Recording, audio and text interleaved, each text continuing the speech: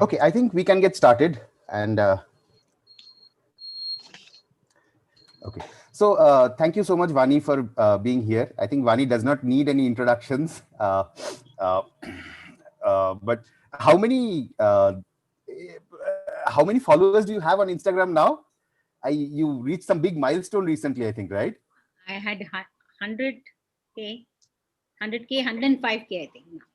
Okay, so it's you are going to reach Sachin Tendulkar and all of these guys very No, soon at this no, rate. come on. I see this other talking about trash, yeah. What time I'll reach that. So, but this is awesome. I mean, we are so glad to have you here, especially because, I mean, at Farmizan, we have always been about trying to figure out how to do things sustainably. How do we make sure that we are all being very conscious about the food that we eat and what goes into that? And then what do you do with the waste, right? So, that is something which has been very constant. And I think your journey in home composting has been something which has inspired just so many thousands and thousands of people that it's really, really, really awesome. So thank you so much, Vani, Thank you. for taking time out and coming here. And I'll leave it to you to now take the whole thing forward. Thank you, Shamik. And yes, I've been following you guys and awesome, awesome job, trying to help people get good, safe food. So I think the pleasure has been, doubled because they are not putting much effort and they are not getting good food. So thank you so much for everyone. How many of you all? 62. Oh, good. So all of you all to join today afternoon, Saturday afternoon, and I'm always excited to talk to groups of people because to me, I am non-stop talker about that. So anything to do with about sustainability around waste, and how we can all move. The journey has been pretty long. It's more than a decade for me. We started around 2009, and I don't think so. I knew anything about sustainability. I've been a homemaker and, just trying to involve myself with something in the community. That's how it all started. And I think groups of people coming together can make a huge difference to a city, to the state, to the country, and to the planet itself. So I'm sure you're all connected to something that's so important, that is to keep our soil, uh, you know, uh, away from being depleted, grow food in great soil. So let me take you through a small demo, because I'm more of a demo person than just talk. I like to show what we could do, what kind of alternatives we could do to remain more sustainable when it comes to waste itself, because waste is one of the biggest problems. We find waste everywhere, right from outside our homes, in the corner of our streets, in the drains, in the lakes, in the rivers, in the oceans, and in the landfills. And everywhere, waste creates problems, not just to us, but to the other living species that live in our ecosystem. And it is so unfortunate that we don't realize the impact of the waste that we generate. And it's extremely important for us to realize that. Then only we all take an action on how we can manage our waste. What are the different ways we can reduce waste? And also, of course, home composting is like the most beautiful action that we all can take, to do a daily action to make a big difference to this planet, because 60% of what we generate is coming from our kitchen, and all of that can be composted even in the smallest spaces. So having said that, let me just tell you that Bangalore specific, we generate around 5,000 tons per day, and most of it goes to landfills in unsegregated way. And then in the landfill is where we understand what happens, the impact of our waste. Because I visited the landfill in 2009 along with few of my colleagues at SWMRT. I'm a part of organization called Solid Waste Management Roundtable, and we've been trying to create citizen awareness, trying to sensitize citizens on the issue of waste. So we visited the landfill, and there we got to very clear idea on what really happens to waste. We think that they manage the waste. No, it doesn't happen like that. They just dump it. It's a dump yard. It is just piles and piles and piles of waste that gets, it just grows like a huge mountain at the end of the time. and that is creating a lot of pollution. And unless we understand how, what kind of pollution, that we will not be clear about actions we can take. So firstly, 60% of what we generate is kitchen waste. It is organic waste, or it comes from the organic matter like leaves and other things that are biodegradable, and all of them are trapped in the landfill, because every time they dump, they compact it again, they dump, they compact it. Just imagine cities waste going every day outside the city limits, where there are villages which are actually growing our food. And as they compact, the breakdown of this organic matter is becomes, it is an anaerobic breakdown, so where there is no oxygen because it is tightly compacted. And when that oxygen is lacking, an anaerobic activity generates or lets go methane. Methane is a byproduct of an anaerobic activity of a biodegradable stuff, and that gets out into the air. And methane is a deadly greenhouse gas. We all talk about climate change, how to reverse it, and one of the ways is not to send your wet waste out of your home, because that is going to contaminate the climate in some way or the other. And when we look at reversing the climate change, this is one action we all can take. And that's number one, that methane gets out of it. And second thing is, there is leachate that flows off these landfills. It's a dark liquid, it's very potent, and Iya, sunin yang sini. uh, that actually reaches the the soil around, and also penetrates into the soil, into your water systems. It gets into the water systems, so the soil gets contaminated, then the water gets contaminated, and of course the air gets contaminated. So you can see there are three things that uh, we live on this planet, and the three things that we value the most is air to breathe, water to, I mean, without water there's no life, and we have to have good soil to grow our food. And when three of them gets contaminated, then we realize that we as citizens of this planet need to take action on the amount of waste we generate, what kind of waste we generate, why is that waste being sent out of our home, and what can we do. So I will just quickly take you all through every action that you all can take. Firstly, resources get lost, because 90% of what we generate is recyclable.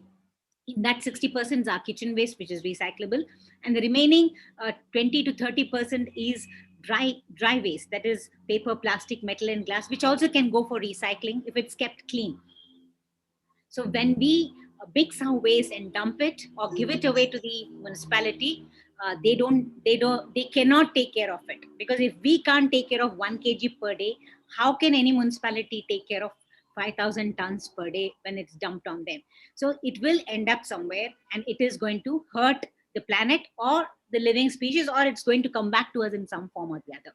So this is something that we have constantly tried to educate people, try to tell them that we need to look at our waste, do a waste audit, check out what kind of waste you generate, are you all segregating the waste. So these are the different things that we can look at. And finally, are we composting it, and then what other sustainable ways that we can live and feel proud. There should be a pride in taking on actions that help this planet, because this is one planet that we can live on. There's no planet B. That we have to be very clear about. I mean, we don't have anywhere else to go if we completely make this planet unlivable, because the way we choose to use resources, we are depleting resources. What are we leaving behind for the future? We are not the only people who are going to live here. We have a huge ecosystem around us with other species, plus there are generations that are going to come ahead of us, and are we thinking of them? These are some questions that we can all ask ourselves, and then look at how we can slowly start to practice things that will sustain for the rest of our lives. Sustainable living is all about one practice that you take and make it a part of you, internalize it, and there's no way you're going to change that, because that becomes a part of you, who you are, and that's what you're going to take to the rest of your life. uh, first part of our, all of us, we have been talking about reduce, reuse, recycle all our lives. We've been seeing it in school. We get the 3 R's we talk about, but there is one R that we all missed out, is the refuse part. that comes above reduce, reuse, and recycle. A refuse part is the one that we need in today's world, because today's world is about convenience. It is about single use disposables. We use something once and we discard. That is the amount of trash that is increased because of that. This is the lifestyle change that we have aped from the West. It's not part of our culture. We really look, if you go back to your grandmother's times, they would reuse, repurpose everything, and nothing was like a waste then. The first step we can all take is, how are we going to reduce single use disposables? Because that's become rampant in our lives. Any function, any wedding, any conference, everywhere you see things that you use and throw. So can we all start to practice? Of course, it's not easy. It's just a little thinking, and it is like, you don't have to be guilty of not doing it, but at the same time, keep it in your mind, and how you're going to inculcate that as a part of your daily life. So the first thing is, you can say no to bottled water. You pump out oil, petrol, and you make a bottle. It takes like 1.5 times this water, how much is there to make the plastic. So and this, there are chemicals in this. You don't know how it is stored before you pick it up. And what kind of water is it safe? No, in every way. And then you use it once and you discard it. How much of it goes for recycling? We don't know, because we all think that plastic can be recycled, but all plastics don't get recycled. And if it is not clean, it will definitely not get recycled. So we can all get into the habit of carrying our own water wherever we go. Whether we are traveling, you can refill it in, right from airports to railway stations to hotels, wherever we can refill them. And carrying our own water could be one of the first practices that you can start in your own lives, because this is safe. Plus, you're not generating. It's all about reuse. So we need to look at how we can start a reuse revolution, because that's what is the need of the hour. The second thing is, plastic is banned. Yeah, a lot of people, but still give up plastic. So you can just refuse plastic. You can refuse to accept a plastic cover. So if you refuse a plastic cover, then you have to carry your own bags. So in your scooters, in your cars, always make sure there is a bag, a cloth bag or a jute bag or multiple bags, so that when you go out to buy something, even if you haven't planned, you have some backup in your purse or in your bag or in your backpack. There is a little bag that can be put into it. See, like this is a, if you open out, it's a big bag, around 5 to 6 kgs of vegetables I can buy. It doesn't take any space. It can get into a backpack or in a purse. And carrying our own bag is great. But of late, you can see people, because there is a ban on plastic, they are giving us bags like this, saying it's cloth bag. But unfortunately, this is not a cloth bag. You'll recognize it by the stitches. It will have some stitches, and this is a polypropylene non-woven bag, which is even more worse than the plastic, right? So this is not. It looks like cloth. It folds like cloth, but this is not recyclable. Because I'll do a small, I'll just show you how it is a plastic one. I'll just light it. It burns like plastic. See how quickly it burns? A cloth won't burn like that. And then it gets very sticky. And it feels like plastic. It smells like plastic. So please, they come in colors. They come in all these colors. Just don't accept them, because you're generating something that the earth can't digest, nor can it be recycled. And it will end up somewhere choking, some species on this earth. So just say no to that bag, which is not good for us nor our planet. So that's the second thing that you can incorporate in your homes. And then we all think that paper cups are biodegradable. They're made out of paper, and we can use them, to as a welcome drink, to give chai or a juice to, people in weddings. Everywhere you see colored ones you get. But unfortunately, this is a multi-layer. It's not just paper, and it cannot be recycled because it has two materials. When I put it in my compost, I found that there is one layer of plastic in between two layers of paper. So this is the, this is what I discovered, and I have been talking about this for 10 years now, that paper cups are not eco-friendly. When they are multi-layer, when they have two layers, it cannot be recycled, because neither the paper industry nor the plastic is, this can't be recycled. So they cannot, manually remove it, or in any machine doesn't separate it. Good paper goes waste. And secondly, when you put tea or coffee in this, there is wax, and when you drink, you are actually taking the wax in. So if you have your watchmen's or your, drivers who are drinking multiple times tea on the street, where they get it in these paper cups, just give them a steel cup, so that they can reuse again and again and again. And in all your parties, in your weddings, in functions, at home, if you have a kitty party and 12 to 15 people have come, don't use a paper cup, because you think that you're saving water by not washing this. But to make paper itself, to cut down trees to make paper, and then, it takes a lot of water to just make this paper. So we need to anything that is reusable should be the mantra, that we will use things that are reusable. Same goes to, you have a birthday party and you're giving a sandwich or a samosa. Most people use this, they just say it's paper, it's not plastic, it's paper, but actually it's a multi-layer. It has plastic and there is paper, and it cannot be recycled again. And we should go back to times when we were using only things that wouldn't get lost, and so much of resources used to making it. So it doesn't make sense that the product is made to use once and throw, because a product should be made to use multiple times till end of its life. That's the way sustainability has to be looked up in any area of sustainability. That's what we need to look at. Somebody is asking whether, what about ceramic cups and bone china cups? Of course you can use them, because they are all reusable, of course, because the only thing is it can break.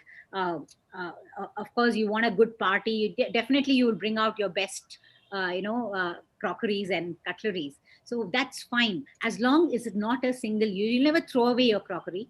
You use once and throw. No, anything that you use once and you discard is what we need to look at. There are people who will say, okay, let's get some eco-friendly ones, but this is compostable, but it takes a long time to compose. And if you have 50 guests, and imagine the number of plates, if this is cup, number of plates that will get, and then again the municipality takes the burden. So instead, if you have a steel cup and a steel plate, you can reuse, stack it. If you're a huge apartment, you can have a party, one set for party, 100 people, 200 people, so that it can be reused again and again. So that needs to be looked at. And steel straw is another huge menace, because whether you go to drink your tender coconut water, the elnir, he'll just put the straw inside, you drink, you don't even know if there is some insect inside or a spider. So you have no clue how clean it is, but then you will just accept it without refusing it. So even when you order, when you go to a pub, you go to a hotel, a juice shop, just tell them no straw, so that you don't get this straw, and then this becomes a waste. And you must have seen a lot of videos about how this straw gets stuck in the nose of a turtle and many other animals that choke on these straws, because they are found in the oceans, because they land up somewhere or the other, because they can't be recycled. So so having carrying your own. So I have a pouch that I carry everywhere I go. I have steel spoons, I have a steel uh, uh, this is a steel straw which has a nice brush, so that you can clean it and keep it clean. So these are small things that you can add on into your bag, which can stay, so that you can refuse. Because It's a very good idea. yeah, the whole thing is about refusing to accept things that are not good for this planet. So that's one thing. So also, the next time your toothbrush is done with, your plastic toothbrush, go for a bamboo toothbrush, because this is bamboo toothbrush is biodegradable, and you won't be guilty of generating plastic brushes often. And next time when you go to a restaurant, and you plan to go to a restaurant, and some food is left, you want to bring back a doggy bag, they put it in boxes like that. So just keep a small steel box, maybe a couple of small steel boxes, so that you can bring back something that's left over, and not accept these boxes. Yeah, that's another thing. We all love to gift, right? We all love to gift, and gifting is again something that we need to be very careful about, because if it is Valentine's Day, it's always blue, and then I mean red, and if it's a baby boy, it's blue. So and we use so many things to wrap our gifts. We give bouquets which has so much of plastic and other things. We really look at how we gift, because these are not good. They are plastic and they cannot be recycled. They end up, maybe you will neatly fold it and use it again, but then finally the end of life is not really good for this, because this will end up somewhere. So instead of that, be creative about how you wrap your gifts. I have given gifts in paper bags, newspapers I have rolled. For me, it doesn't matter. I don't feel awkward giving it, because ultimately it is your gesture and what's in it, not what's around it. It could be a beautifully wrapped one, but that doesn't really make sense, because they're going to rip it off and see what's inside. So a paper bag, or something that is eco-friendly, which can be again used and not discarded, and it will end up somewhere and it's biodegradable. And we have seen in weddings they give tambulam, especially in South India. They put coconut and the betel nut and betel leaves. They give in these colorful bags. Again, these are polypropylene non-woven, the same ones what I showed you in the white cloth bag. You'll recognize by these kind of stitches that come. So please don't use them for your weddings, your festivals, your Ganesh, whatever you call people for all these festivals at home. Don't give your coconuts and other return gifts in this. Make sure it is like a bag, a nice cloth bag. A lot of people NGO stitch bag with, these are all from tailoring waste they stitch, so you can order from them for your, when you're having a fantastic occasion, there is a celebration. Make sure that celebration is also eco-friendly, and you're not contributing after the function is over, after you have celebrated a wedding or get together. You're not leaving something behind for the earth to suffer or burden the earth. So best is to give gifts in paper covers. Otherwise, a lot of people are very creative about finding old chunies or something like that and wrap them very well. So you just think of something, jute bags. So anything that is much easier for us to deal with after it is over. And then, of course, I always carry napkins, because I never uh, accept a tissue. I don't give tissues when people come home. There is a cocktail napkin made out of old curtains, which is washed again and again. I put it along with my other clothes, and they get washed, and then I reuse it. So I'm not generating tissues, because tissues are made with paper, and it just ends up somewhere. Yeah. So we are just using some resource. Paper is so valuable. Trees are valuable. We cut down trees to make paper, and we make tissues, use it once and we throw. Does not make sense. So have these in your bag, so that wherever you go, you don't accept, you refuse tissue, and then use your own, small napkins that are in your bag.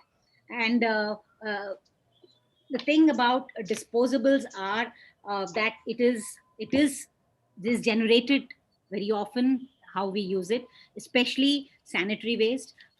For women, during her period time, she's using sanitary napkins, disposable sanitary napkins every month, and all these are contaminated waste. You don't know what's happening to it, how it is hurting somebody, where is it ending up. Instead, if we move to days when we had cloth pads, you get lovely cloth pads, so young girls can go back to using cloth pads. Or the menstrual cup, it's a silicone cup that is it's so marvelous. I have gone past my period time, and so I always feel I am unfortunate that I was not able to use this. And I have my nieces, my friends, all of them using it, and they say it's so magical, because this is a silicone cup. It does not in any way hurt. It is not single use disposable. And this is put into your this is the uterus, and it's inserted into the vagina. It opens, it locks up, the blood flows into it. Then you have a pinch, you remove it, just you drain the blood into your commode, wash it, and then insert it back. So it is very simple. There are different kinds of cup sizes. You can read a lot about cup in the Green the Red is the awareness campaign. The Green the Red. We can all move to this. So if you have daughters-in-law, grandchildren, granddaughters, just make sure that you introduce this to them so that it makes their lives easy. 8 hours, you don't have to worry. People forget that they have a period, because my niece, she's been she hikes, she cycles, and for her, when she came and lived with me, I introduced this to her, and life changed. She says the liberation. I never feel I have my period, and it is so wonderful. So these are small things, and also why? Because the pads, also the baby diapers, all of them have gels, absorbent gels, which are chemicals, and also there are a lot of bleaches that have been used to make them white like this. So this is not good for our skin, nor is it good for our body. So we should move away from all this. And even baby diapers, you have beautiful reusable ones, wash and use. And it is so nice for the babies, your tender skin, that we stop using these single time use and throw diapers, because that's extremely important. Of course, with COVID, all of us are using masks every time we go out. It's always better not to use this. Again, I showed you the stitch. This is polypropylene non-woven. Yes, these masks, they say it's very safe, but you can have multi-layer cloth breathable masks made at home, which you can wash again and again and use it.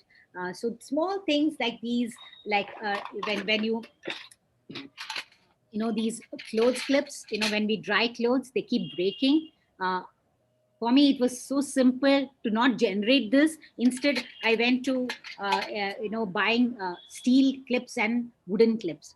Small changes that can make a big difference, because every time it breaks, you can't use it. It goes somewhere, and you don't even know if it is recyclable. Same way with the buds, that you get that blue plastic ones, the earbuds. There are bamboo buds that are available online. So just pick them up so that they are biodegradable, and they are not, you're not creating that kind of plastic again and again and again. So these are things that we can look at, because these are all disposables which we don't want to use. And we are looking at all the alternatives to the convenience of using these things, because these are all, we have become a slave to this convenience, and we don't think beyond, because we think, oh, we have to wash, or where do I, how do I get it? So if you look deeply into it, you can find a lot of people coming up. A lot of businesses are there which are giving you sustainable products.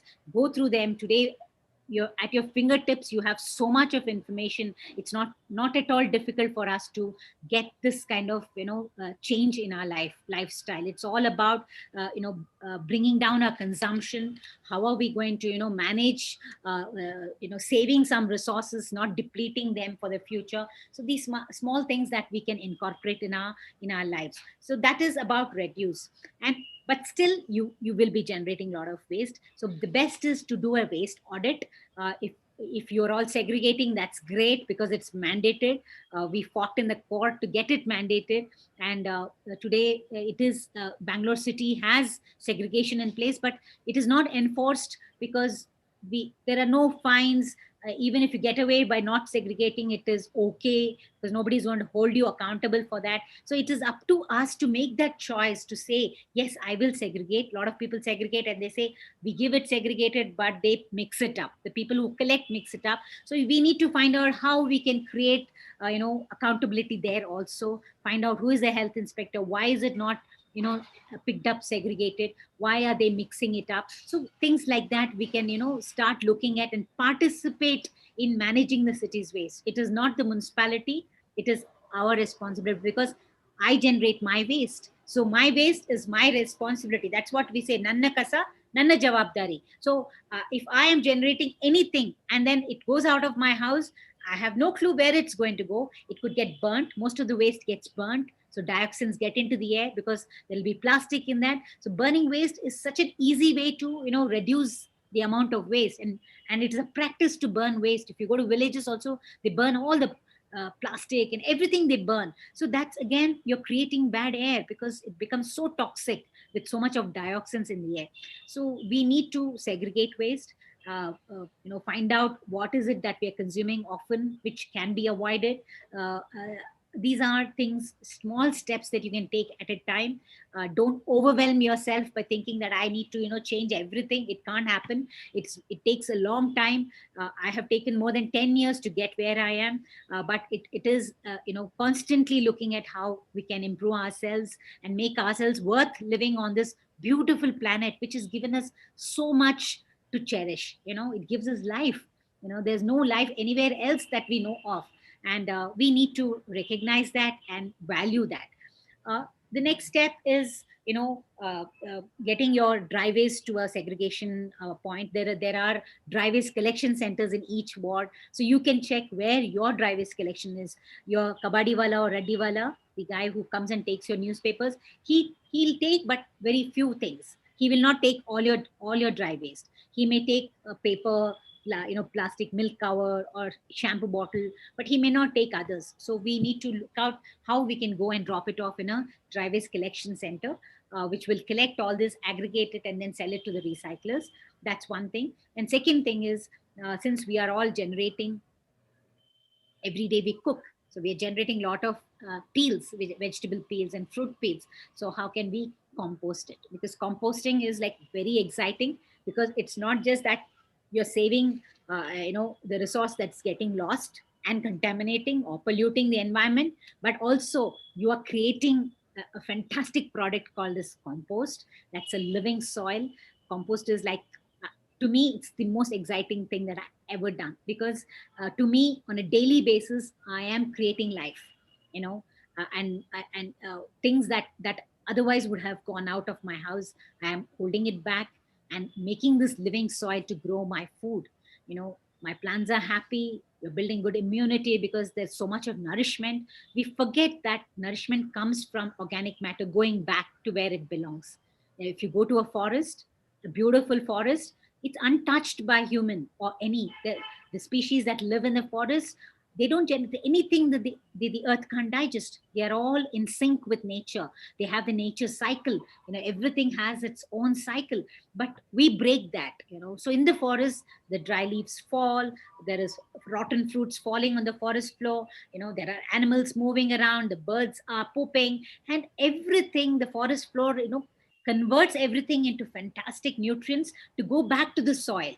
It goes back to the plants, so the plants gets its nutrition from this cycle where it should not get broken. So when if we create organic matter, that is fruit peels, vegetable peels, anything that comes out of kitchen, what we have eaten, all that needs to go back to building soil. That's where it belongs. It belongs to the soil, because if you grow food without organic matter, using a lot of chemicals, that's not nutrition. That's not natural.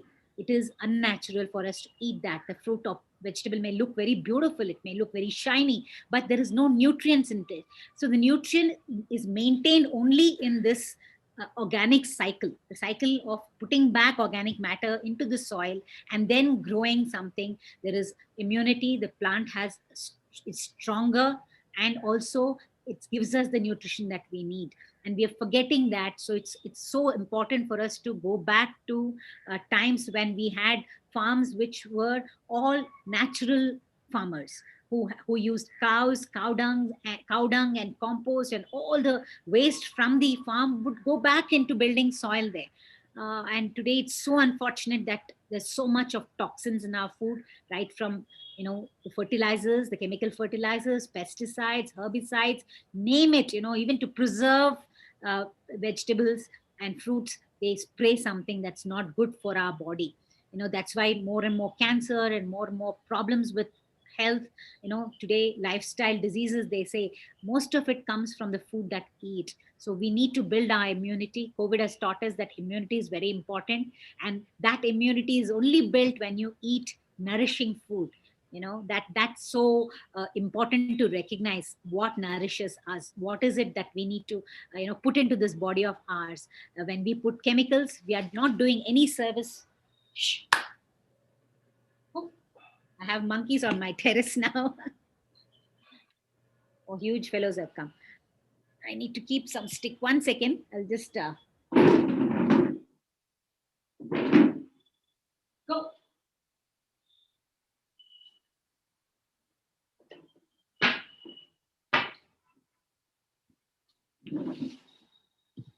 So this is another thing, that there is nature that comes and eats my food, and I have to be okay with that. I'm okay because we share. They eat some tomatoes, I eat some tomatoes, so it's okay.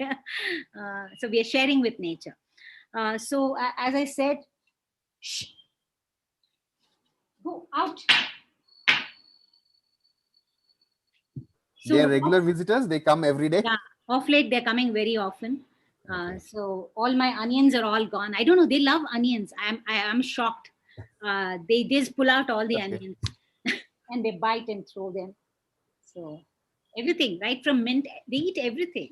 So anyway, what is composting?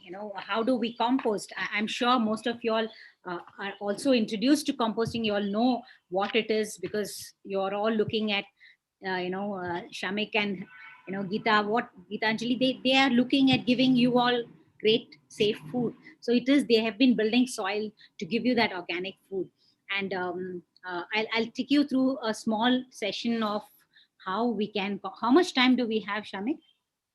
So, I mean, the Zoom call is actually till 5:30.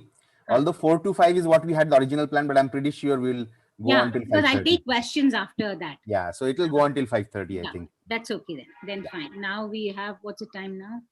4:37. Oh, great. We have a lot of time. So when it comes to composting, we need to have a few basics in place, because for most people, composting is like very challenging. They think that I mean, they'll have issues with composting because composting is an experiential learning, according to me. I failed terribly when I did it for the first time. That failure is the one that taught me what composting, how to be so excited about composting, because that is the failure that gave me tools to understand better the process itself. So I experiment with all kinds of composting, right from aerobic, anaerobic, vermicomposting. So doing it with store bought microbes, or creating your own microbes at home. So there are different ways, there is no one way. Whatever works for you. A lot of people say, I take soil, I put layers of soil. Great, if that's what works for you, fantastic. I mean, as long as you're not sending out the organic matter, your peels. These are food that we've eaten. It cannot be garbage. It should not be garbage, because this is great resource. This is something that we have eaten from our kitchen. It comes fruits, vegetable peels and all. So what I do is, ideally I put it in something like this, so that I drain any excess water. There are any excess water, because one of the biggest issues people have with composting, because after all these years I have done so many workshops, I understand that people have issues with the smell, right? They have issues with smell, they have issues with creepy crawlies, they have issues where space, time, how much time it takes. So I will try to make you all understand that all of these are not big problems. They should not be things that are coming in the way of learning composting, because if you experiment with composting, there's one time that it'll click, but you should not give up. So that's my learning, is that don't ever stop just because you had one challenge with composting, that it started stinking, or somewhere you haven't understood the process. So my endeavor today is to get you into that process, how simple it is, what you need to keep in mind, how you need to look out for things that could take you away from it going into a regular normal cycle of composting. So there are 5 things when it comes to composting. The first thing is the fresh waste that comes from our kitchen. When you start for the first time, just stick to vegetable peels, fruit peels, maybe eggshells, coffee, tea, just those discards. Keep away cooked food. And of course, you have to, if it's an aerobic process, you have to keep away non-veg also. For non-veg, you have things like anaerobic composting that you can use. And if you are like doing your composting with ease, then you can even put non-veg, because you know how to handle it. So you need to get to a point where it becomes just a part of you. There's like, you get up and brush your teeth. When you generate kitchen waste, you just take it to the compost bin without thinking, because you have got practice of the process, and you know how it goes. You know exactly where you're, where what could make it, wrong, what could make it go away from the regular process. So this is the green material. This is fresh, it's very moist, because all our fruits, vegetables, peels that come from our kitchen has a lot of moisture content. And when you compost without anything to balance this, it'll just be a soggy, messy, compacted material, and that will be stinking, and a lot of water will come out. So this is high in nitrogen. When you talk about good soil, you talk about the CN ratio. That's the carbon and the nitrogen ratio, and the nitrogen comes from this. So this is wet, this is fresh, this has high nitrogen, and it's extremely moist. It has a lot of moisture, especially your papaya. Papaya, and as it starts to break down, there's so much of moisture in it, the papaya. And then to counter that and to bring in the carbon part, the best material that is easily available, freely available, is the dry leaves. This is like a resource that should never get lost. When I crush it, it you can see it is so dry that I can just crush it to become such a beautiful. And dry leaves, our trees shed. We have trees all over. Every road has trees. I just go get someone to pick up, or somebody just gives me a bag of dry leaves from their compound, and which they swept away. Because most of the time dry leaves get burnt, because they think this is something that needs to be swept away, and they put it together on a heap and then burn the dry leaves, which is extremely bad. First of all, it's not good for the air. Secondly, you're actually losing out great resource. This should also go back to building soil. So these are the two things, and this is dry, this is carbon, and this is the one that will uh, balance your fresh waste. So you need to have enough carbon or enough dry material to counter this excessively moist material. That's number one that you have to understand. Nitrogen, carbon, wet, dry, and this is it is fresh, and these are the leaves that are fallen. Even if there are some fresh leaves, you can dry it, because somebody cut down a honge tree. It's a beautiful tree, honge tree. So my friend and me, we stripped all the fresh leaves, we brought it here, we dried it up, and that those are these leaves that they were dried from fresh leaves, because we need carbon. There are other sources of carbon that we can contemplate. If you don't have the dry leaves, you can use the straw. You can use straw. You can use cocoa peat. Cocoa peat is nothing but fiber, coconut fiber. The dust that comes from the coconut fiber, that's cocoa peat. It's available. And or sawdust. This is not the carpenter's sawdust, because that has a lot of chemicals, the wood that carpenter uses. This is from the sawmill. So if you have access to a sawmill, and they have different grades of very powdery, they have just the shavings, they cut logs, so you'll have lot of, and they'll give you free, because this is just a waste for them. So sawdust. And the last option that I'm giving you is cardboard, because ideally paper and cardboard has to go back to recycling. You shouldn't be putting them into your compost bin. But if you have no other choice and you want to start straight away, and you have cardboard, it's okay, because I do use a little bit of cardboard for my worm bin also, because they love cardboard, the worms. So these are the options, different options for your browns, that is your dry. So this I will not, I'll not be able to tell you how much of wet is equal to how much dry. That you will only know as you start doing. That's why I say it's experiential. And so you have these two materials. The third thing is the microbes itself. So what are microbes? Microbes are the ones which will accelerate your composting process. That is, you want the compost to happen quickly, because if you leave it alone without, it will break down to become compost, but it'll take longer time. So if you want to accelerate the process, you need to put in some kind of microbes. Those microbes are the ones which will break down the organic matter, and these microbes can be introduced. There can be store bought ones, waste decomposed. There are some white powder that is available that you can sprinkle on your wet waste, and the microbes will start to multiply. And the simplest one is buttermilk. You keep the curd out for 2 3 days. It becomes very sour. A sour buttermilk is also a very good accelerator for your composting process. Or even a handful of moist compost. Suppose you have compost that is breaking down under a tree. There are leaves, moist leaves but dark in color. Just pick up a handful of that. That has enough microbes to kickstart your process. So even that has a lot of microbes. So it's extremely important for us to understand that you need to put in something, because most people, when they start composting, they'll say, when will my compost be ready? So they are anxious to get the final product. But it has there is a time.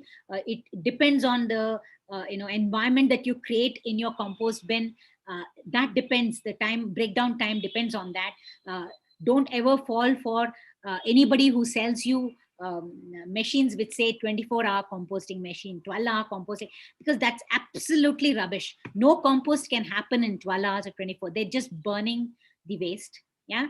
They use electricity and they burn the waste, and the final product is dark in color, black in color, and they tell you that it is compost. So please, when you have huge apartments and people come and try to sell you 24-hour composting machine, just say no, because it is a natural process. It has its time, because it has different stages in which they go through. We need to give them that time. Otherwise, it is not compost. It's not the black gold. It is something that could be toxic to your soil also. So that's another thing. So the third thing was the microbes. What kind of microbes that you can introduce? The fourth thing is oxygen. Now, this is an aerobic process. What the first thing I'm showing you, aerobic process means air. So these microbes that are breaking down need oxygen. If they are starved of oxygen, then they become anaerobic. That is, they will start to break down the matter, but in an anaerobic fashion, and that is where the smell comes. So when people say that my composting, I started very enthusiastically, but someone in my house objected because there's some bad smell coming in that corner. That bad smell or that stink comes because there is not enough oxygen in the pile. It has compacted, there was too much moisture, and there is no oxygen, and that is why it started to smell bad, because it became anaerobic. Just like in the landfill, it becomes anaerobic there, because it is compacted, it is trapped, the waste is trapped inside. So we just need to look at how we can introduce oxygen by probably turning it. Hello.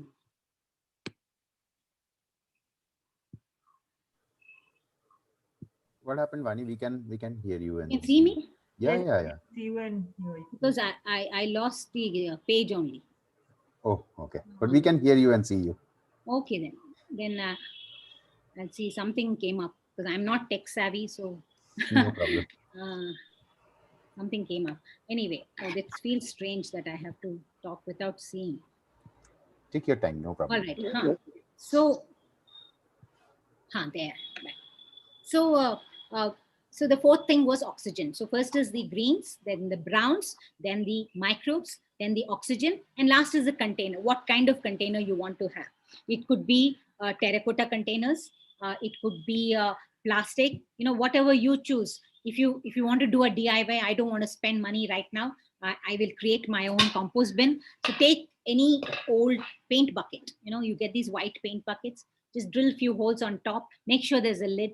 Never ever leave your compost bin out in the rain, because rainwater gets in, it'll become soggy. And again, the same problems of too much of water in it, and it becomes soggy, the smell, and there'll be a lot of creepy crawlies, because if it becomes so soggy, then it'll invite all kinds of insects and bugs and other things. So you don't want that to happen. So always make sure your composting is done in some kind of place where there is a little bit of protection, the compost bin. Open composting is very different. If you have a big garden, you can do an open composting, but again, rats will come and people will have issues, because it will start digging up looking for food. So these are some things that we'll have to learn only by doing. You shouldn't get stressed before doing. What if rats come? What if it smells? Because it'll be a non-starter. You will not start doing it. So we need to start the process, and every time you face something, you find out how you can overcome that, because it's not a huge thing. It's just that you connect to nature. To me, making compost is a direct connect to soil where my food grows. So that's the uh, relationship that we need to build, because that's where it clicks. Because the minute you connect to nature, you love seeing something green, you love growing just tomatoes, one pot of tomato, one pot of chili that I have in my home, and you're very proud of it. Eat that tomato and feel the taste in the tomato that you grew. I think that is what the connection, the relationship happens, the beautiful relation that we build with soil when we compost, right? And the byproduct is it gives us food. That's it. That is the connection that we need to make. So uh, ideally what I do is I take my wet waste, and I put enough dry leaves, I crush them, and then add a little bit of organic, whatever, the buttermilk, or handful of compost or whatever into it, and then give it a nice mix, and then I put it into the container. So it could be a container that you could have like this. Make sure there is a bucket in at the bottom. Just add some dry leaves. Layer a nice thick layer of dry leaves, crushed dry leaves, and then you mix dry leaves or cocoa peat, mix them together, and then you add it into the bucket. So every Somebody is day, asking whether you can use dry flower petals for the yes, brown part. yes.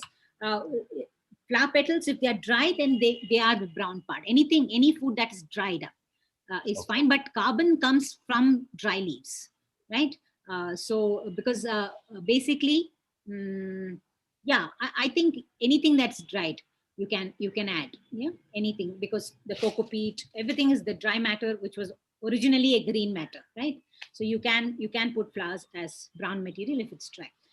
Just mix them up, add a little bit of the starter, whatever you have, and then you put it in the bucket. Again, the second day, same thing, just mix them up, put enough browns till you get an understanding whether the browns are too much, because the browns are the ones which will hold the moisture.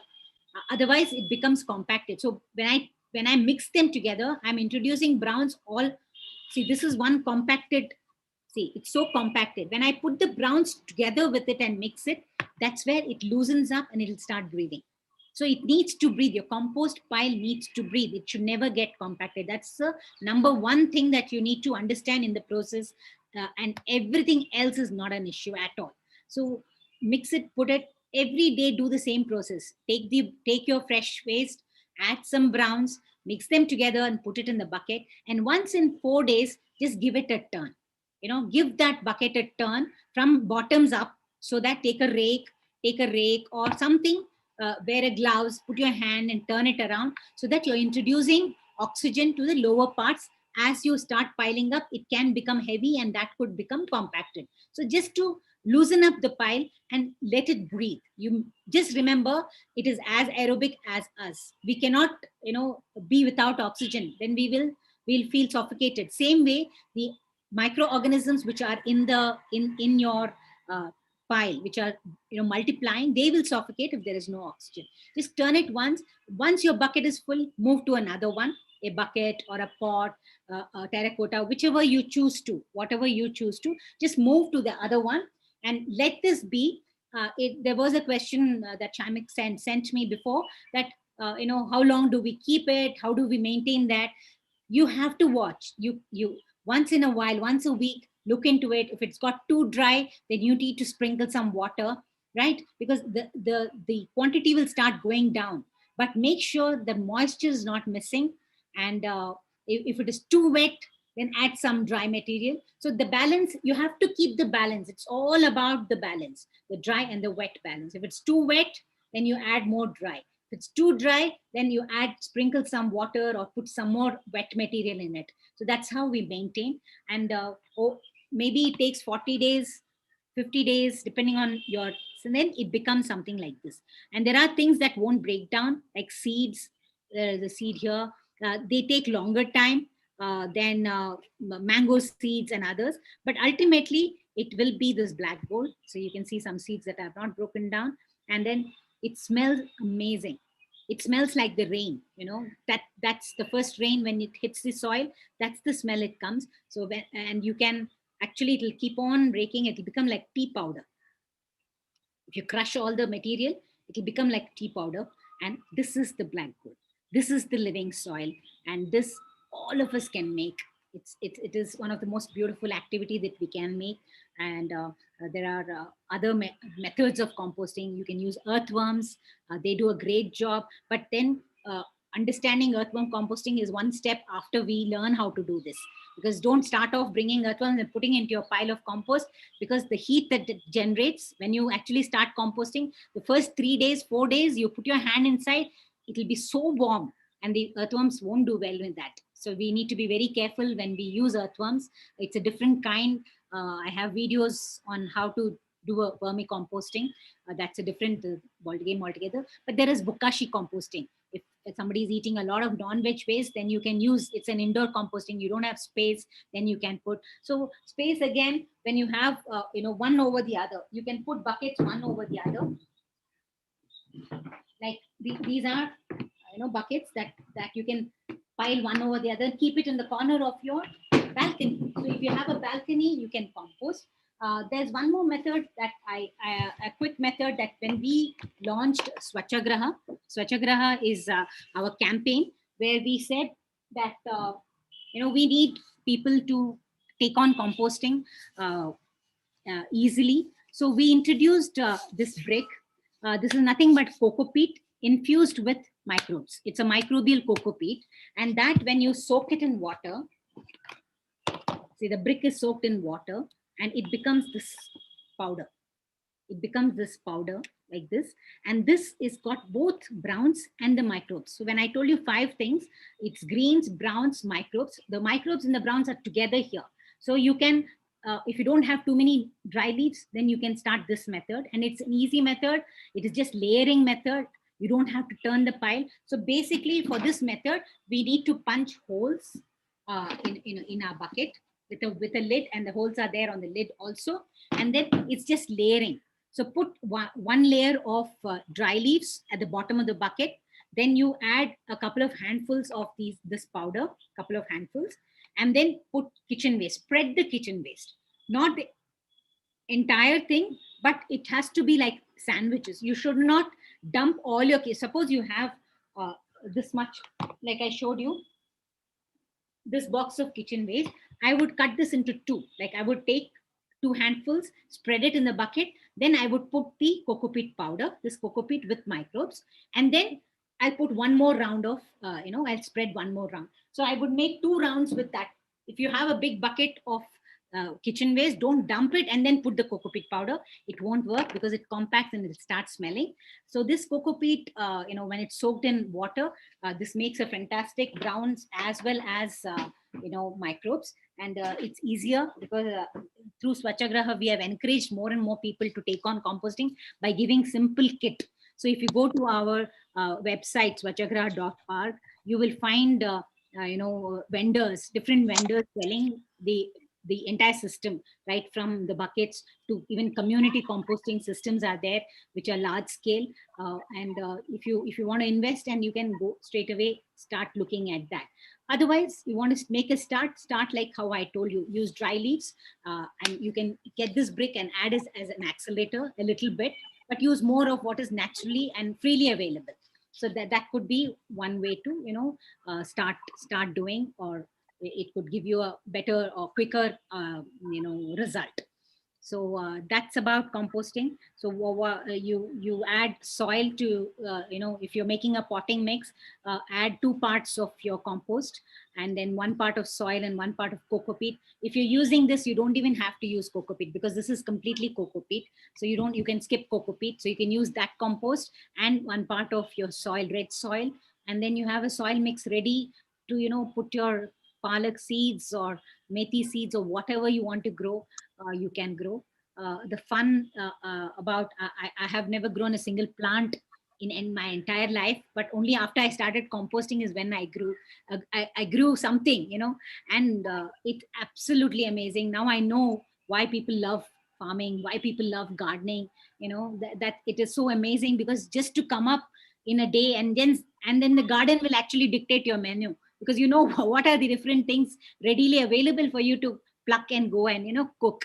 And of course, the monkeys also take few away. So that's another, excitement in between. These are the things that we can all incorporate. And as I said, uh, do small changes. Take your time to, go on the path. It's about the path that you choose to be sustainable. Take care of this planet, because there are so many, generation that depend on how you have cared for it. Because either you give it the way you received or make it better, but don't trash it with the kind of, all the kind of trash that we generate. Be mindful of consumption. Let's be, more minimalist when it comes to wasting. I think all these things could become a big part of us, and we should feel the pride and talk about it, not just by doing. We need to, uh, give this out as something that others can also get inspired and motivated, and influence other people also. The last thing that I want to talk about is chemical free homes, where you're using so much of chemicals, right from your Harpix to your cleaning, your dishwasher, your fabric wash. Everything is chemicals. Your colon, what you use for glass, everything is chemicals. And so much of chemicals get discharged from our homes. You don't know which ecosystem it is affecting. Ultimately, it is going somewhere. We don't know where it is going. So, what if we can be chemical free? It's not just, it helps us also to have no toxins at home, because those fumes are also coming in when you put some kind of wash, harpic, that those fumes come up, and maybe you're taking them into your body. So Thank you. It was a beautiful session. I thank, really enjoyed it. thank you, ma'am. So moving to chemicals, chemical free has been very exciting for me, because I started making bioenzymes, which was like the best thing, because with the paste, that is citrus waste, like orange peels, uh, musambi peels, lemon peels. After we squeezed out, or after we eaten the fruit, the peels is what we make bioenzymes from. I'll just give you a brief on how to make bioenzymes. I put it in a spray can, dilute it and put in the spray can, and I spray this on my tiles, on my stove, on my, floor, even mopping the floor. I use this. So everything, this bioenzyme takes care of, because this enzyme made from the citrus peels is a very good multi-purpose cleaner in your home. So you can use a strong one to use to clean your toilets, and every way. In fact, even my shampoo, I put this as conditioner in my shampoo, and I make my own shampoos. I've stopped using chemical shampoos, so I make soap nuts. You all must know Rita, Arita, the soap nuts. These are natural soaps. When you soak it in water, uh, they become soap. So you can see how much of lather. And I put some holes on this. So I use it to wash my hand. I just squeeze it out, and no soap. I don't use, the soaps that we don't buy anything from the market. So I use this as hand wash, and I also use this as my hair wash. It also becomes a liquid dishwash for me, along with a little bit of bioenzymes. So I use both the soap nut liquid and the bioenzymes as a combination, and this standalone and this standalone, to my entire house, to clean my entire house. And if I have to wash vessels, I use shikakai and ash, ash budi, with coir, and I scrub my, all my maid. For some time she was not comfortable, but I gave her time, because to me, uh, all of us, when we take on something, it's our choice to be certain way. We cannot force others to choose. So we give them time to understand, and through our practice, influence them. And then only, don't force your way in your home to get everybody to do what you think is right. So I haven't I gave my maid enough time, my house help, to understand this. And now she just, before she used to tell secretly to my husband to get her some liquid cleaners, to wash vessels. Then I said, why are you doing it? uh, am I not washing? You see me washing. What is the difficulty? Then when she started using, she also felt it was good. And So she started using it. So it's like that, we just need to introduce. So how do you make bioenzymes? So take all your citrus peels. I collect them in the refrigerator in a bottle, because you don't generate so much in a day. The proportion is for 100 grams of jaggery, you take 300 grams of the citrus peels, any citrus peels, orange, musambi, it could be lemon, it could be pineapple, anything that is citrus. Use the peels. 100 grams of jaggery, 300 grams of citrus peels, and 1 liter of water. This is the proportion. This is 1 liter of water. You soak them together in a plastic bottle, never in a glass bottle, because every morning you will have to open it and let the gas out, because it's a fermentation method. There's gas that's formed, and then you close tightly and keep it in a dark corner of your house. Don't keep it where there is sunlight, because you need the fermentation process. It should be kept away from the sun. It will interfere with that. So in 3 months time, the liquid that comes out, the clear liquid that comes out, is the enzyme. People ask, oh, you put jaggery, won't ants come? No, the jaggery is completely digested by the yeast, and it is completely converted into alcohol, and that is what we are using. So when you look at sanitizers, they are all alcohol based, right? So this is exactly that. It is nothing but alcohol based. It's got beautiful citrus smell, and the most natural thing that you can use to clean everything, right from your hands to Excuse me, can you just repeat that? How many grams of jaggery? 100 grams of jaggery. It is like 1:3:10 is the ratio. 100 grams of jaggery to 300 grams of peels, Yeah. and 1 liter of water. You can Okay, thank multiply you. it, or you can bring it down. So if you have 600 grams of peels, you put 200 grams of Okay. jaggery and 2 liters of water. And Okay. do we need to add any yeast to it at all Yes, I'll externally? tell that. Now it takes 3 months for us to get the enzyme. But if you want to hasten, like how composting, if you add some microbes, it happens faster. So you're accelerating. So if you want to accelerate the process, in 1 month's time, if you want it, add a little bit of dry yeast, the yeast that you put for bread and what you find for your baking, for your cakes and all that. You use a little bit of yeast, just a pinch of yeast, maybe some 5 to 6 granules into it, and then this every morning, open it, let out the gas, close it, keep it shut. In 1 month's time, it is ready. And take the clear liquid, the pulp, you can use it. I use it to clean my chimney. I use it to polish my brass vessels, so I use the pulp for that. But the clear liquid is what we use for all purpose cleaning.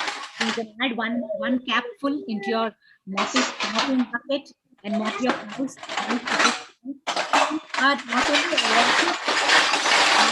buying something regularly, but you're creating something out of waste, and it's completely natural, because this goes into your water systems. It's not going to contaminate, you know, any ecosystem. So these are things that we can. Ma'am, Yes. Yeah. We can take questions, Shamek. You're muted. hello. Yes. Hi, ma'am. Yeah, soap nut solution you make from this, na? Yeah. It will stay for how long? Soap nut doesn't stay for long. Bioenzyme Ah, stays but for a very long I time. had made once and it became stinky after 1 week Soap only. nut doesn't stay for long. So make small batches. Small batches like this. I use not just for as hand wash. I use it for hair wash, and also I use it as a liquid detergent. Yeah, so every week we have to make. My glass and all. So you make it. Sometimes what I do, if I do excess, I keep it in the fridge. Otherwise, it spoils. Take how much ever you want, use it. So make Okay. small batches. Take soap nuts, soak it in water, or boil it and leave it overnight. Then you can squeeze out all the soap and store it in the fridge, or make small batches which you can consume quickly. Okay. Because it does get spoiled, but your Yeah. bioenzyme will not get spoiled. Okay, thank you. Hello, ma'am. Hello. Yes, ma'am. I want to ask one thing, ma'am. Actually, in my bucket, the bucket way you composing, you told no. In that, I had one problem. Tell me. The same way I was doing it, but it was always wet. What the reason, ma'am? Because there is not enough browns, ma'am. That is also added, madam. Then also it was wet. That means it's less. So your kitchen waste is more. See, when your composting is too wet, that means there is more of green matter, that is fresh matter, which Because is when I was doing in terracotta, it was fine. It was fine. Exactly. Terracotta absorbs because it's breathing, Yes. it absorbs water, whereas bucket does not. That's the that is- disadvantage of plastic, but the advantage is it's lighter. Many people find it very difficult to move the terracotta pot. So there are advantages. I still love the terracotta. You can see it. Yes. I'll show you my terracotta one. This is the leave it. Yeah. So The same way. Yes. yeah. So it's like you can see the compost. It is not Compost also comes well in that very terracotta. well. Very well. You can see it is not, if you hold like this, it has to clump together. It has to clump together, but when you leave it, it falls. That shows the moisture, correct moisture content. See. And one more thing, man, when completed the composting, we have to dry it in a sun or No. you directly use Never do that because the microbes will die. microbes will go die, no? Okay. You're creating a living soil. Right? So you don't want to lose it by exposing it to the sun. So that is why you always mulch your soil, because you want the microbes to stay around. You want that living soil. So you will mulch. You put dry leaves on top of your pots so that you keep the ecosystem alive. It has to be alive. It's a living soil, right? So that's very important. So never dry it out. You can shade dry it if there is too much of moisture. One of the shade dry we can do it. Yes, you shade dry it and add some more coco peat or crushed dry leaves, so you can repair it. Like you can try that and set it right. Then you put it back into the pot. Okay.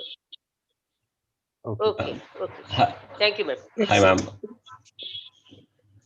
Yeah, there's a question from this way. So I have a 60-liter drum for composting, but at the end, when I've put in all my food waste and coco peat, so at the bottom, it becomes very due to the pressure from the top, it becomes very thick and it doesn't break down properly. So how to avoid that? I do break it up, but since it's a big drum, so it's very difficult to rake it out. So how can I avoid this? It's easier if we have manageable sizes and you do it and then put it in that drum. You go through the process in one smaller one, or a smaller bucket like this or something, and then at the end of maybe 30 days, and you just see it's much more easily manageable, then you drop into the drum where it stays for longer time till it finishes its you can do that. You can try that. Okay, so what I've been doing is I take it out, I mix all my browns and everything again, and that's also that one way you're repairing it, because you have to do it because the lower part will stay very wet, and there will be a lot of stink also. Correct, that's happening, right? Because it's too big, turning will be very difficult also. Okay, and I'm sieving my compost. So what's left as in the thick part, so I'm using it again. So that will also work as browns, right? Absolutely. Yeah? Okay. Browns, and also you'll have microbes also. You add microbes. Okay, thank you. Madam, I have done neem leaves bioenzyme. Ma'am? You've done neem leaf bioenzyme? Wow. Yeah, but it's not up to the mark. What should I do? I don't know. I haven't done neem leaf, so gas is not coming out. Gas came out only for 20 days, and now it has stopped coming out. What I should do, ma'am? It should not come more than that. Gas comes only in the beginning. Okay. It is moving to another stage where it's getting fermented. Only in the beginning stage, gas, even for bioenzymes, citrus bioenzymes, it's only the first 1 week or 2 weeks that you will get the gas. Achha. After that, then we have to wait for 3 months. Then we have to wait. Yes. Okay.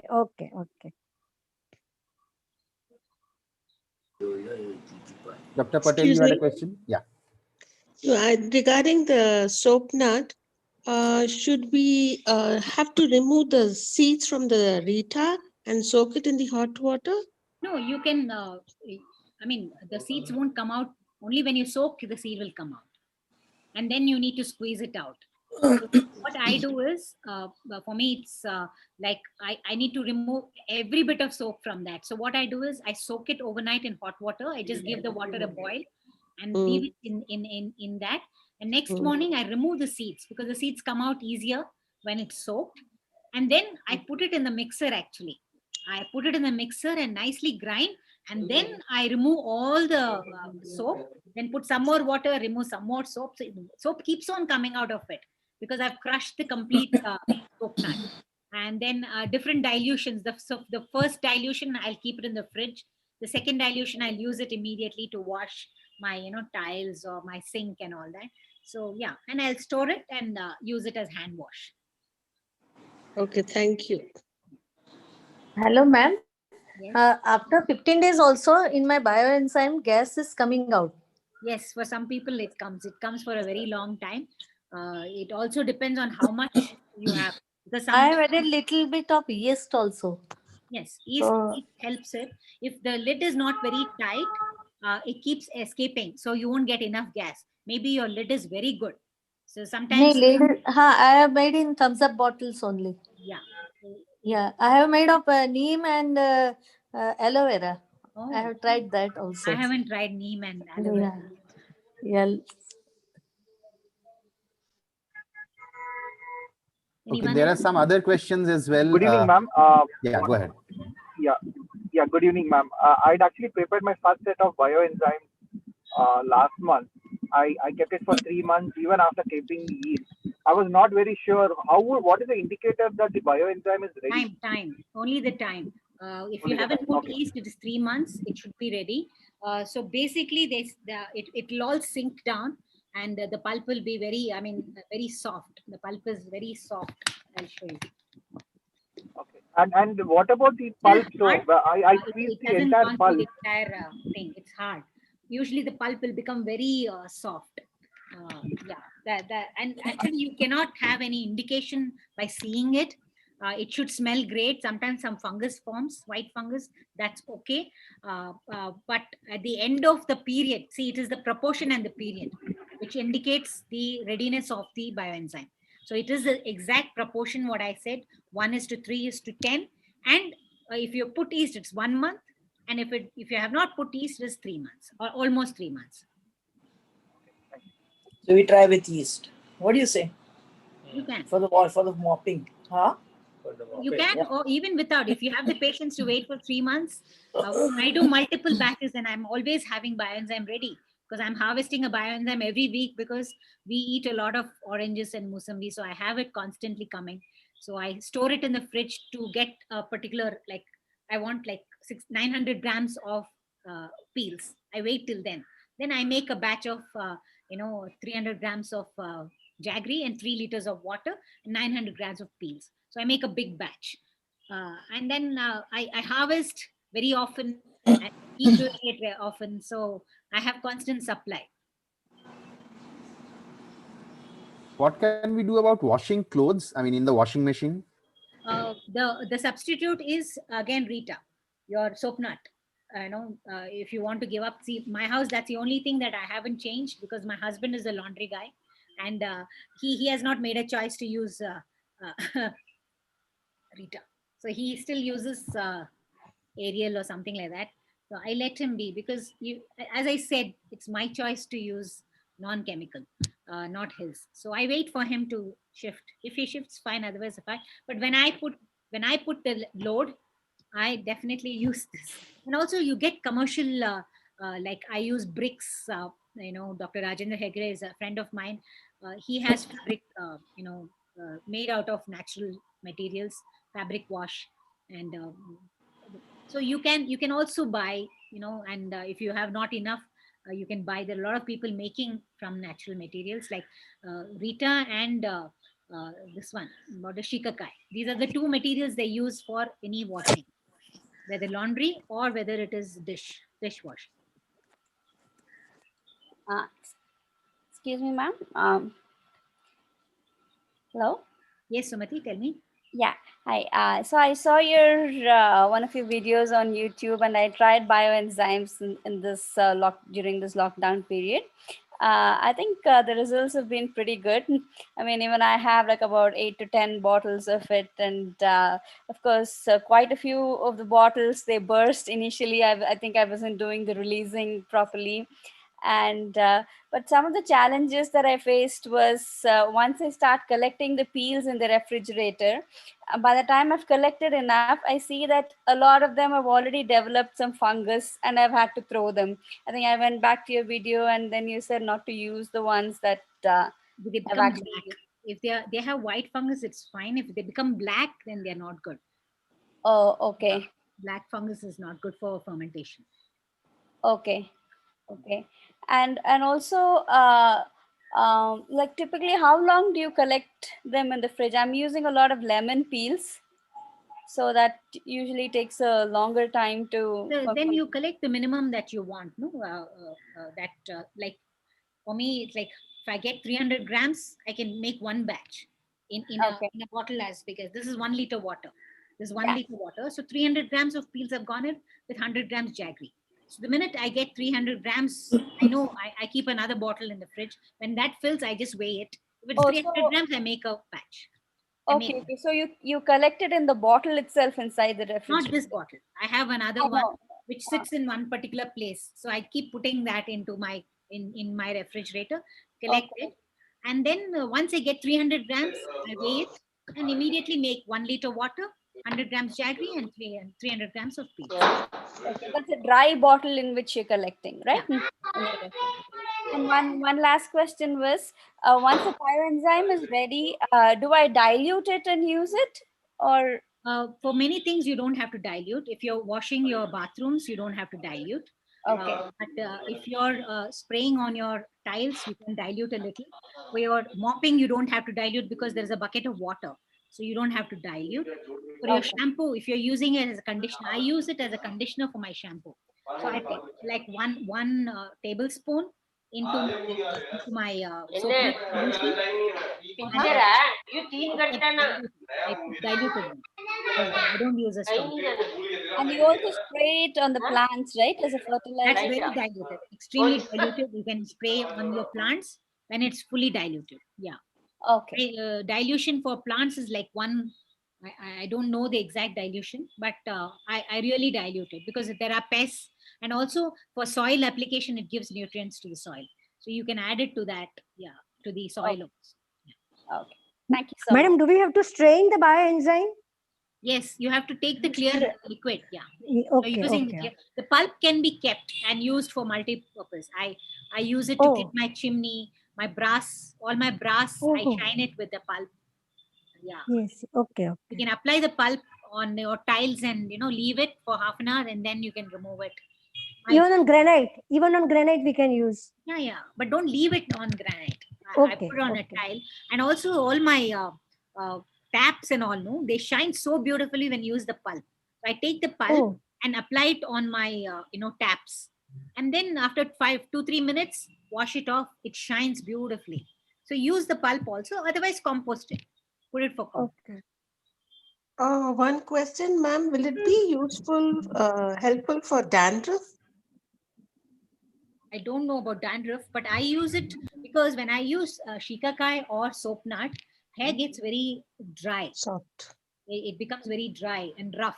So I use a little bit of bioenzymes as a conditioner because it's lemon. It's made from peels, lemon peels. So it gives me that kind of shine. At the same time, it keeps it very soft. So I never feel that roughness when I use soap nut. When I use a little bit of bioenzyme with it. Okay, thank you.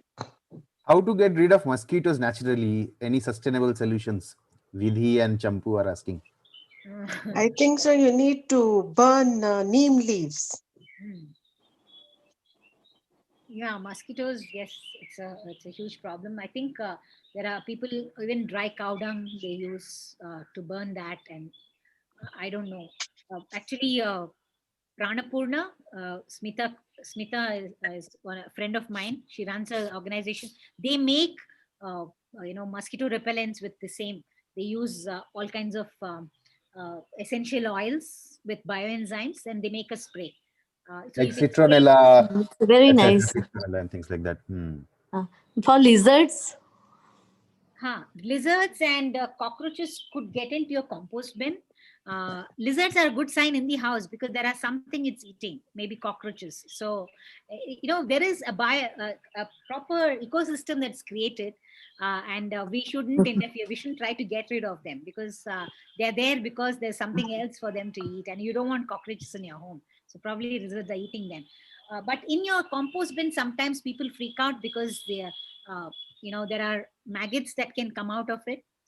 There could be lizards inside because it's nice and cool for them on a hot day inside, or on a cold day it's warm inside, so they can get in. So just if you want to avoid it, tap the whatever container, tap it properly, let them jump out, and then you add. So you don't, I think we should be like the monkeys came. I'm okay with them. I try to shoo them off, but they don't really they're not afraid of me at all. So in fact, they scare me more than I scaring them.